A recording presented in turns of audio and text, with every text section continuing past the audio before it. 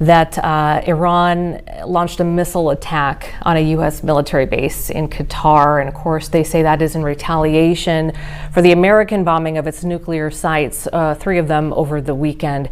We want to bring our guest back on, Professor Eric Schwartz, chair of the Humphrey School's Global Policy Area at the University of Minnesota. Thanks for rejoining us here as we had to cut away to that breaking news. My pleasure. Okay, so I guess first and foremost, could I get your initial reaction here to these latest developments? Well, I think it was expected. The Qatar is the, there are Qatar, the UAE, Iraq are places that are close to Iran and are places where there was an expected Iranian response. Of the 3, Qatar has the largest concentration of American service persons. And so it was not unexpected. I think the Iranian response, by all indications, was a pretty measured response. Apparently they are reported to have informed the Qataris, which by implication means they informed the United States, or should probably mean that. So, I think the question for President Trump right now is, what do you do? I think if the president's goal is to escalate, then you respond. If the president's goal is not to escalate and to, sustain a certain status quo based on the attack, the results of the attack, and perhaps set the stage for some sort of discussions, then you don't respond. My bet, I don't know what the president's going to do, but my bet is that the United States might not respond, and because I don't know what the president's appetite is for escalation in this particular situation and a greater U.S. commitment. Yeah, and we were just watching some of the Fox News coverage. Trey Yingst, the international reporter in that area, was saying that in Iran, state television there is calling this devastating and letting their citizens know that this was successful, in doing quite a bit of damage. The Qatari officials have a different story. They say that the six missiles launched, that they were able to intercept most of them, and they're not reporting any sort of major damage or casualties or injuries. The other thing that was, I thought, interesting is that Iran was saying that they are going to, or I'm not sure at what point they said this, but they wanted to match the U.S.'s attack, sort of weapon per weapon. And by count, just listening to Fox News there, it was maybe 44 that the U.S. launched. And reportedly right now, early numbers would say there were 6. So does that tell you that either their capabilities are lessened at this point, or that there might be more attacks to come? I just don't know. I haven't, I've been following the news as you have been following the news.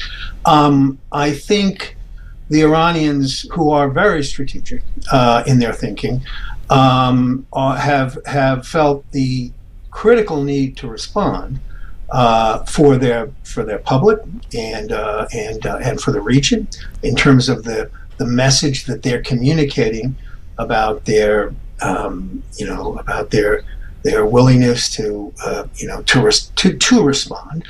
But I also think it was intentionally measured so as not to gratuitously provoke another U.S. response. And so, but I don't know. I really don't know the specific answer to your question, whether there are more missiles to come. But it's clear to me that their intention was to communicate, to the United States and Qatar that they were going to respond, but that at this point at least, their response is a measured response. Professor, do we know at this point, based on Israel's attacks about a week and a half ago, and now the U.S. Attacks as well here in the last 48 hours or so, how hobbled is Iran right now? They had their military chain of command pretty much wiped out, and also, according to the U.S., some success there as far as wiping out some of the nuclear capabilities. What do we have any information about what was destroyed and where they Yeah, stand? I mean, look, I think there's little question that their military capacity, has been, I don't know what adjective or adverb to use, but significantly affected. Some estimates are that more than 50% of their launches have been destroyed by the Israelis. And that does limit their capacity to do damage, to launch ballistic missiles. Problem isn't the missiles, it's the launchers, that are needed.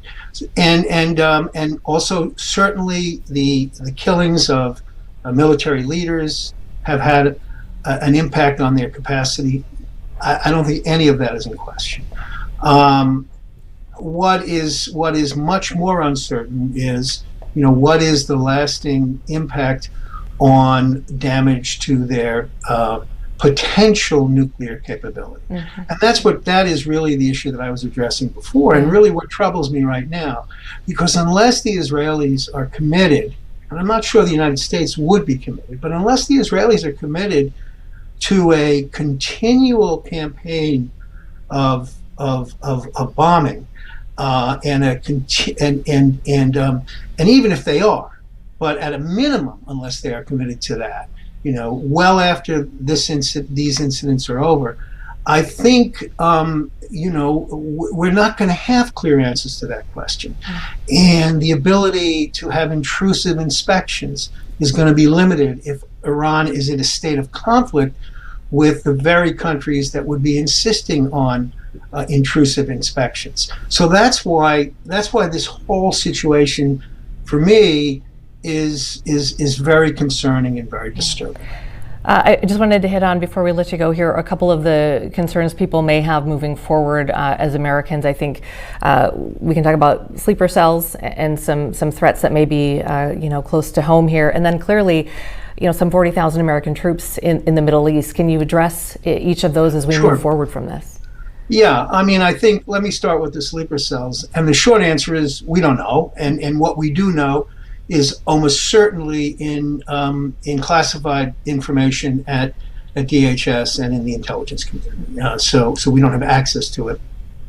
I think U.S. officials pay very close attention to this issue in the United States. I think where we have perhaps less ability, capacity, is in countries outside of the United States where there are Americans and where there are American interests which could be affected, especially countries that are closer to Iran.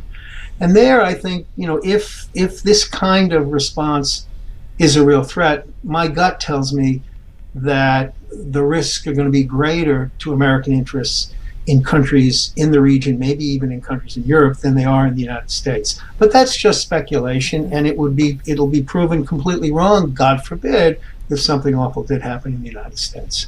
And your second question, I forgot. Also the safety of the troops in the Middle East, which we've talked about it as well. Look, the troops are on very high alert right now. And as I said, I think there are about 40,000 troops. If you look at a map of the region, you'll see, there are troops in large numbers in Qatar. There are smaller numbers in UAE, in Iraq, in Bahrain. And these are all countries that host, I'd say, generally speaking, under 10,000 troops. And I think there are risks, but I think the U.S. has put those troops on the highest kind of alert, force protection measures. So frankly, unless there was some sort of overwhelming, attack, I think that I think that our troops are I don't want to I hesitate to say well protected, and then we find out something terrible happens. But let me say that those troops are as